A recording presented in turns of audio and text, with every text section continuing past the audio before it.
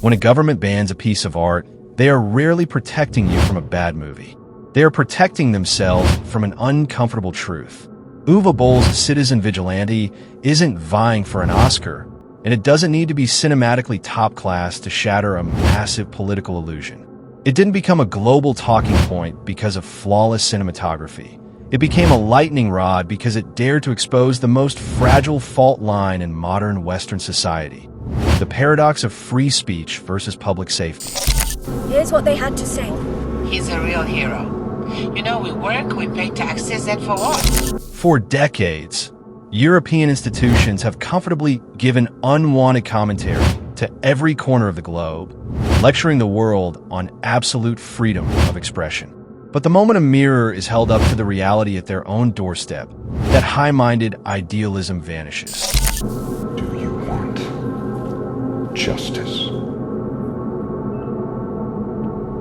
Yes. Look at the underlying friction this film forces us to face. Western nations opened their doors purely on humanitarian ground, operating on the naive assumption that geographical relocation equals instant assimilation. But you cannot erase deeply ingrained, unyielding ideologies at a border crossing. When a host nation's compassion is met with violence, religious tribalism, and a refusal to respect secular law, it shatters the social contract. Yet, instead of addressing this breakdown, the establishment chose to gaslight its own citizens, treating the truth as a public safety hazard. I have no interest in killing all of you, but if you try to stop me from doing my job, I will be forced to kill you all. This is where the cinematic value of Citizen Vigilante actually lies. Dismissing this as a deeply flawed, aggressive B-grade movie completely misses the point.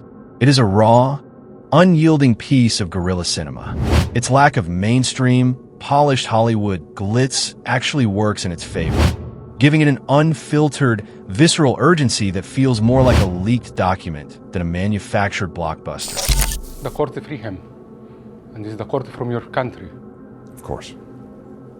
Because your son and his friends had to rape that 14-year-old. By trying to bury it under the guise of public safety, authorities triggered the ultimate backfire effect. They proved the film's core thesis, that the system is too fragile to handle its own reality. Citizen Vigilante didn't create the fracture in society. It just proved that when a government relies on censorship to maintain peace, the foundation is already crumbled. If I ever see you put your hands on anyone else ever again, I will visit you, and you will not be walking away from it. You understand? Overall, from a cinematic standpoint, the film is dull and the screenplay leaves much to be desired. However, it remains unapologetic in its portrayal of the biting reality currently facing Europe. Therefore, I rate it a 6.6 out of 10.